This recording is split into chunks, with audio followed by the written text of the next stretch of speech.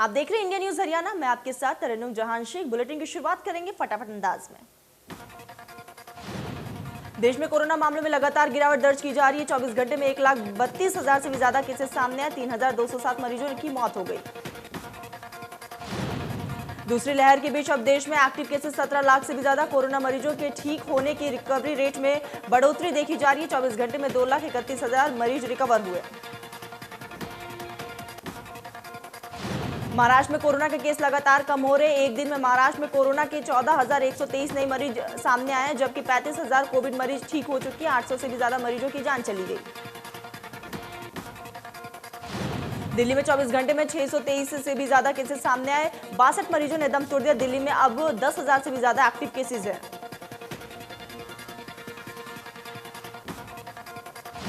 Vaccine की कमी को लेकर कांग्रेस नेता राहुल गांधी ने ट्वीट किया। लिखा कि कोरोना के खिलाफ सबसे मजबूत सुरक्षा कवच सिर्फ वैक्सीन है। जन जन तक मुफ्त टीकाकरण पहुंचाने के लिए आवाज उठाइए और केंद्र सरकार को जगाइए। सीबीएसई बोर्ड परीक्षाओं को लेकर लंबे समय से चल रहे संशय पर विराम लग गया है। प्रधानमंत्री नरेंद्र मोदी की अध्यक्षता में इस मुद्दे पर अहम बैठक की गई, जिसमें सीबीएसई की 12वीं की बोर्ड की परीक्षाओं को रद्द करने का फैसला लिया गया। बैठक में प्रधानमंत्री नरेंद्र मोदी ने कहा कि बच्चों की सुरक्षा सेहत सर्वोपरि है। ऐसे माहौल में बच्चों को तनाव देना उचित नहीं है। उन्होंने ये भी कहा है कि बच्चों की जान खतरे में नहीं डाला जा सकता। प्रधानमंत्री ने कहा है कि सीबीएसई की 12वीं की परीक्षा पर फैसला छात्रों के हित में लिया गया है। उन्होंने कहा है कि कोविड-19 के अकादमिक कैलेंडर को प्रभावित किया है और बोर्ड परीक्षाओं का मुद्दा छात्रों, अभिभावकों और शिक्षकों में अत्यधिक चिंता पैदा कर रहा था, जिसे समाप्त किया जाना चाहिए।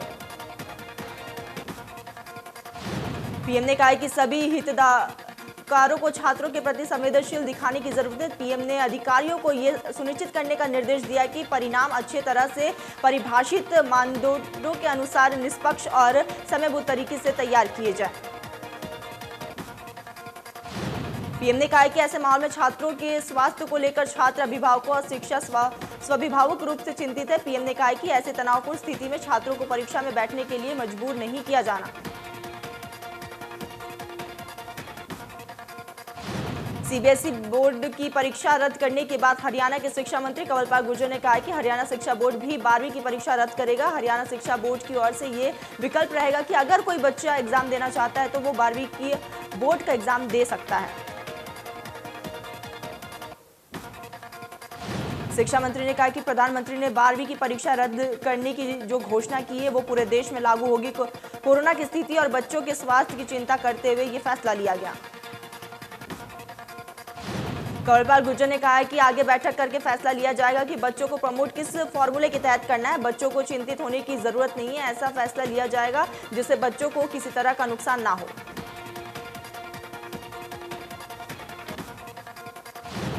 यमुनानगर में इंडिया न्यूज हरियाणा की खबर का असर हुआ है। पूर्व मंत्री डॉक्टर कमला वर्मा ब्लैक फंगस की बीमारी से जूझ रही है, जिनके इलाज के लिए इंजेक्शन की व्यवस्था हुई। इंजेक्शन मिलने के बाद कमला वर्मा का इलाज शुरू हो गया। यमुनानगर विधायक घनश्याम दास अरोड़ा और स्थानीय बीजेपी नेताओं ने अस्पताल पहुंचकर उनका हाल जाना।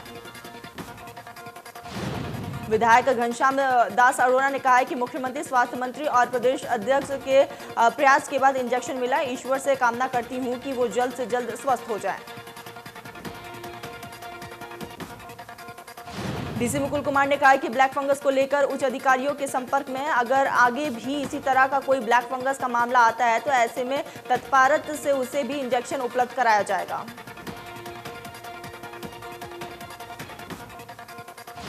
फतेहाबाद में विधायक देवेंद्र बबली और किसानों के बीच हुए विवाद के मामले में पुलिस ने 2 केस दर्ज कर लिए हैं। दोनों मामलों में कई किसान नामजद किए गए। टोहाना विधायक देवेंद्र बबली के निजी सचिव और एक अन्य की शिकायत पर मामला दर्ज किया गया। 9 किसान कहित एक कांग्रेस नेता को नामजद किया गया। गाड़ी का रास्ता रोकने, मारपीट करने और जान से मारने की धमकी देने सहित कई धाराओं में पुलिस ने किसानों पर केस दर्ज किए।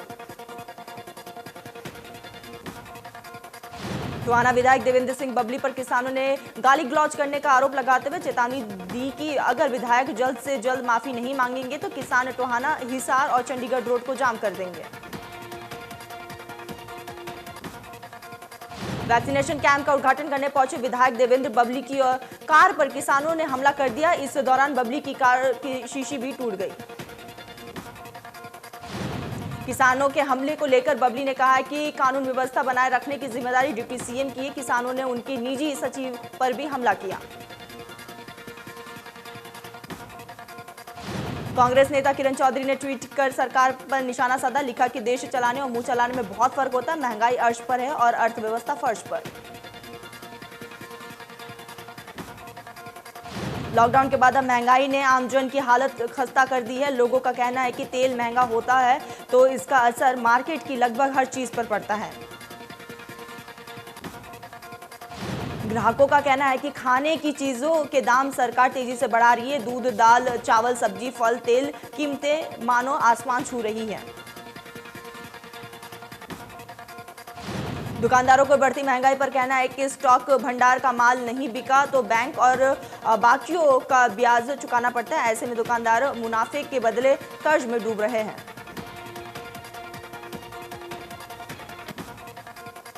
यमुनानगर के बाजारों में ऑड इवन नियमों की कितनी पालना हो रही है, इसको लेकर करीब डीसी और एसपी ने शहर के कई बाजारों का दौरा किया और कई जगह ऑड और इवन दोनों नंबरों की दुकानें खुली मिली।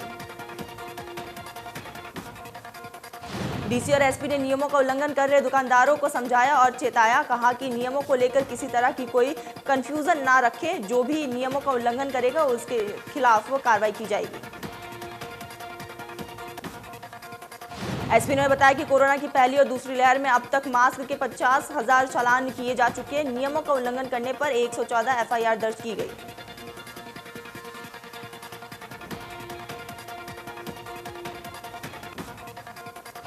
अंबाला कैंट में हाथीखाना मंदिर पर अवैध निर्माण हटाने के लिए नगर परिषद अधिकारी और भारी पुलिस बल पहुंचे। 2 दिन पहले यहां हंगामा हुआ था। लोगों ने अधिकारियों और पुलिस पर हमला कर दिया।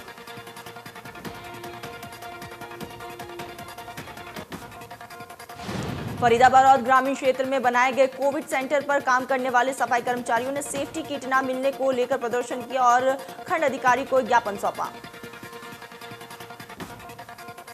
सफाई कर्मचारियों का कहना है कि गांव में बनाए गए कोविड सेंटर में सभी कर्मचारियों की ड्यूटी लगाई गई है, लेकिन किसी भी कर्मचारी के पास ना तो पीपीई किट है और ना ही सैनिटाइजर और मास्क।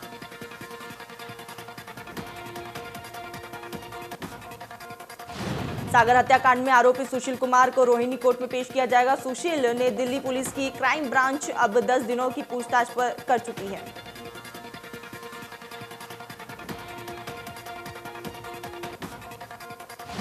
गुरुग्राम में जिला प्रशासन कोरोना के नियमों का उल्लंघन करने वालों पर कार्रवाई कर रहा है। जिला प्रशासन के मुताबिक साल 2020 से लेकर मई 2021 तक 1,70,000 से भी ज्यादा चालान काटे गए। इस साल अभी तक करीब 5,342 लोगों के चालान काटे जा चुके, जिसमें से 1,100 से भी ज्यादा लोगों के खिलाफ पुलिस ने मास्क नहीं पहनने पर एफआईआर दर्ज की। उपायुक्त प्रदीप कुमार ने कहा कि जिले में कोरोना स्थिति में लगातार सुधार हो रहा है। कोरोना के मामले घट रहे हैं और रिकवरी रेट भी बढ़ रहा है। ये सब बेहतर प्रशासनिक प्रबंध और जन सहयोग का ही असर है।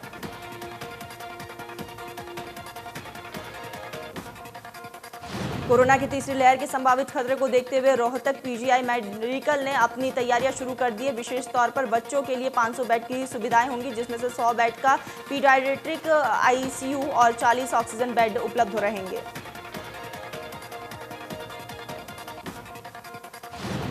भिवानी में जिला प्रशासन अब बाजारों में आने वाले लोगों को कोरो टेस्ट करवाएगा, जिससे कोरोना के संक्रमण के फैलने से रोका जा सके। कोरोना टेस्टिंग कराने में पलवल जिला हरियाणा प्रदेश में पहले नंबर पर है। जिला उपायुक्त नरेश नरवाल ने बताया है कि पलवल जिले की आबादी 10.5 लाख के भी करीब है। कोरोना संक्रमण को देखते हुए जिले में लोगों की स्क्रीनिंग करने का कार्य किया गया, जिसके आधार पर माइक्रो कंटेनमेंट जोन बनाए। लॉकडाउन के कारण कई दिहाड़ी मजदूरों को बड़ी कीमत चुकानी पड़ रही है। लॉकडाउन के कारण कई मजदूर रिक्शा चालक बेरोजगार हो चुके हैं। फरीदाबाद में मजदूर सरकार से मदद की गुहार लगा रहे हैं। मजदूरों का कहना है कि मालिक कहते हैं कि लॉकडाउन ज्यादा दिनों तक खींचेगा तो मुश्किल होगी। अब सब कुछ समय पे नहीं हो रहा है। वही पापड़ बेचने वाले और रिक्शा चालक ने कहा है कि पुलिसकर्मियों उनके साथ मारपीट करते और अब नौबत भीख मांगने तक आ पहुंची है।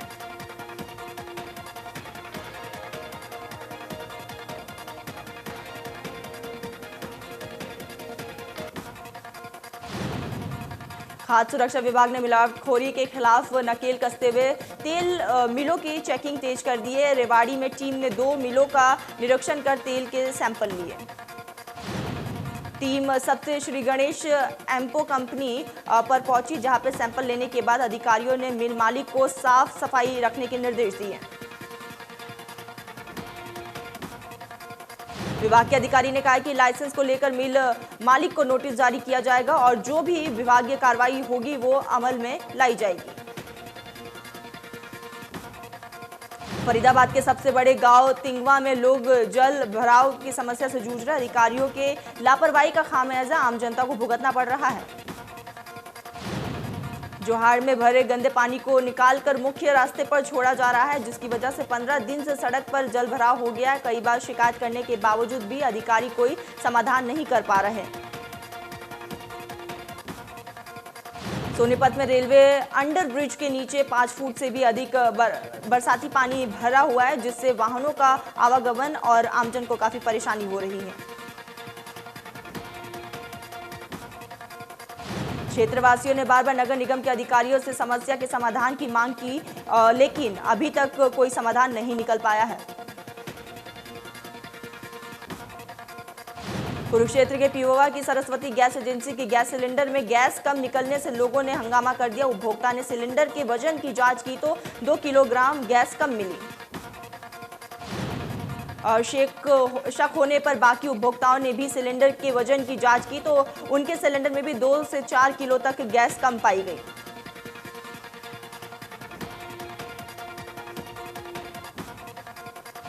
सिरसा के बनराला रोड पर शहीद भगत सिंह स्टेडियम में कोरोना कैदियों के लिए बनाई गई अस्थायी जेल में तैनात पुलिसकर्मी ने आत्महत्या कर ली। पुलिसकर्मी सुखविंदर सिंह सांगा ने लेन देन के मामले को लेकर जहरीली पदार्थ का सेवन किया।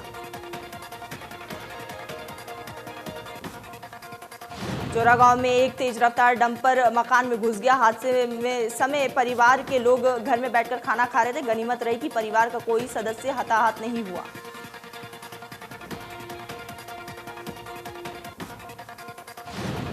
पलवल में नए शैक्षणिक सत्र शुरू होने का 1 महीने बाद भी छात्रों की पुस्तकें नहीं मिल पाई, जिससे छात्रों की शिक्षा पर बुरा प्रभाव पड़ रहा है। छात्रों का कहना है कि वो एक दूसरे की किताब मांगकर काम चला रहे। बता दें कि जिले में 95,000 के करीब छात्र हैं, जिसमें अधिकतर को किताब नहीं मिल पाई है। पलवल में जल शक्ति अभियान के तहत जिला उपायुक्त ने लहू सचिवालय से 5 वाहनों को हरी झंडी दिखाकर रवाना किया। उपायुक्त ने बताया कि ये वाहन गांव में वर्षा जल संचयन के लिए लोगों को जागरूक करेगी।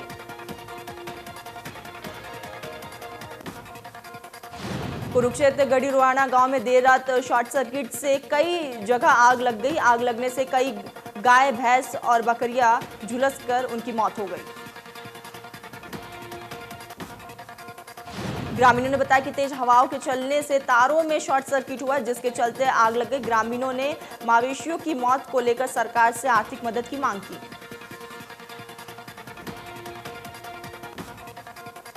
गोहाना में वाल्मीकि चौक के पास ऑटो स्पर्स पार्ट्स की एक दुकान में भीषण आग लग गई, जिससे दुकान में रखा सारा सामान जलकर खाक हो गया। आग लगने की सूचना मिलने पर फायर ब्रिगेड की टीम मौके पर पहुंची और कड़ी मशक्कत के बाद आग पर काबू पाया। सिरसा के रानिया में झाड़ियों में युवक का शव मिलने से हड़कंप मच गया। मृतक की पहचान कालूआना गांव के प्रवीण के नाम से हुई है। परिजनों ने बताया कि प्रवीण के गुम होने की सूचना पुलिस को दी गई थी, जिसके बाद अब उसका शव मिला है। परिजनों ने प्रवीण की हत्या की बात कही है। प्रवीण के भाई प्रदीप का आरोप है कि एक मिस्त्री प्रवीण को अपने साथ घर पर ले गया था और उसको कहा कि सुबह तक गाड़ी को ठीक कर देना। रास्ते में मिस्त्री ने प्रवीण की नशीली दवाई पिलाई।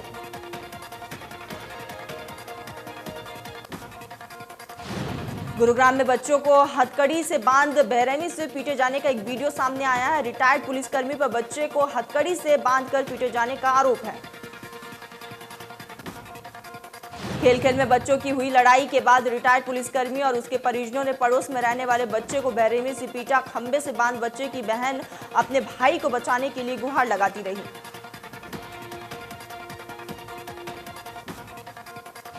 इंदी के वार्ड 4 में ललित सेट्टी के सुसाइड मामले में पुलिस एफएसएल से हैंड राइटिंग की मिलान रिपोर्ट का इंतजार कर रही है, लेकिन परिजन पुलिस के एक्शन से संतुष्ट नहीं है। परिजनों का आरोप है कि पुलिस आरोपियों के साथ मिली हुई है, इसीलिए जानबूझकर मामले में लापरवाही बरती जा रही है।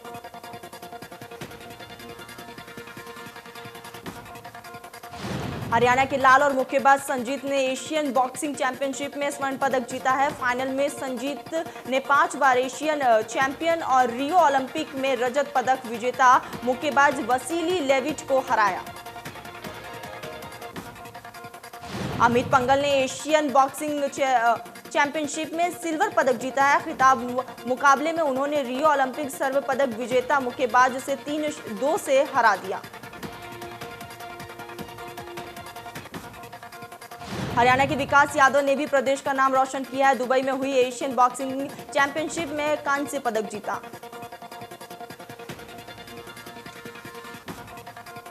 बॉक्सर अनुपमा ने दुबई में परचम लहराया। एशियन बॉक्सिंग चैंपियनशिप में उन्होंने रजत पदक मिला।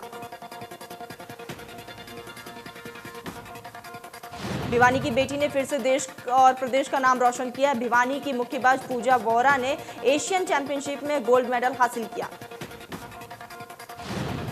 फाइनल मुकाबले में पूजा वोरा ने 75 किलोग्राम वर्ग में उज्बेकिस्तान की मुक्केबाज को 5-0 से धूल चटाते हुए गोल्ड मेडल अपने नाम किया। खेल मंत्री संदीप सिंह ने ओलंपिक के मुद्दे पर कहा कि ओलंपिक क्वालिफाइनल कर रहे खिलाड़ियों को सरकार 5 लाख रुपए दे रही है।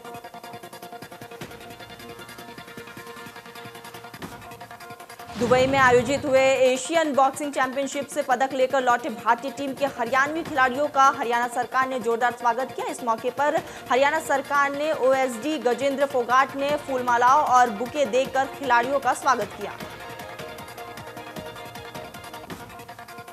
उन्होंने मौके पर कहा कि मुख्यमंत्री मनोहर लाल द्वारा दिए गए बधाई संदेश, आशीर्वाद और खिलाड़ियों को प्रोत्साहित किया।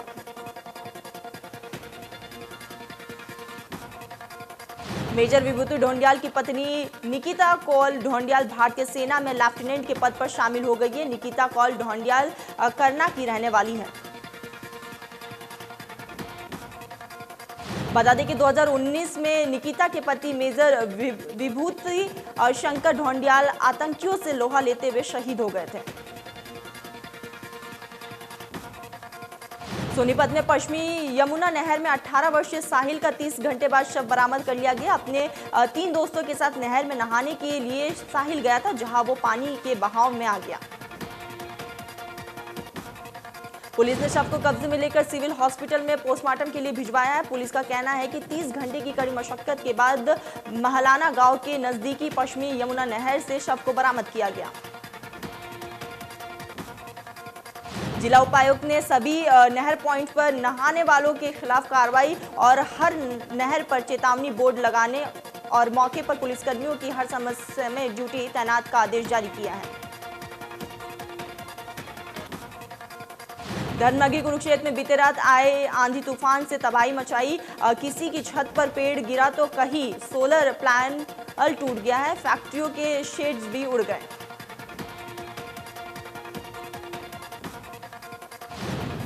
गुहालाचिका में रात को आए भयंकर तूफान से भारी नुकसान हुआ है। शहर में बिजली के खंभे टूट गए, घरों की खिड़कियों के शीशे भी टूट गए। गुरुग्राम में पक्षियों का शिकार करने वाले 2 लोगों को ग्रामीणों ने पकड़कर पुलिस के हवाले कर दिया। आरोपी अरावली की पहाड़ियों पर पक्षियों का शिकार करते थे। आरोपियों ने पूछताछ में बताया कि वो तीतर, कबूतर, उल्लू और मोर का भी शिकार कर चुके हैं।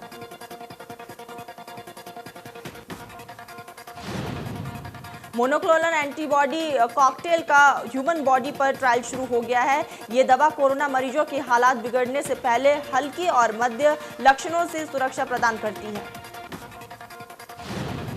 हरियाणा में एंटीबॉडी कॉकटेल का ट्रायल गुरुग्राम में एक निजी हॉस्पिटल में किया गया, जिसके सफल परिणाम देखने को मिले हैं। अब ट्रायल करनाल के कल्पना चावला मेडिकल हॉस्पिटल में होगा, जिसके लिए हॉस्पिटल प्रबंधन तैयार है।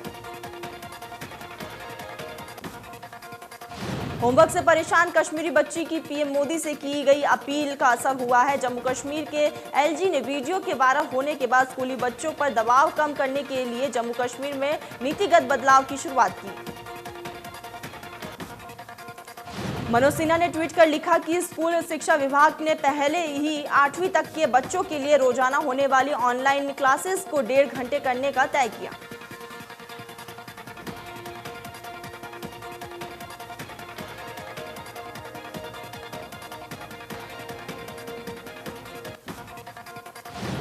उत्तर प्रदेश के गोंडा में दर्दनाक हादसा हो गया। एक मकान में धमाके होने से पूरी बिल्डिंग भरा के गिर गई। बताया जा रहा है कि बिल्डिंग ढहने से करीब 1 दर्जन से ज्यादा लोग मलबे में दब गए।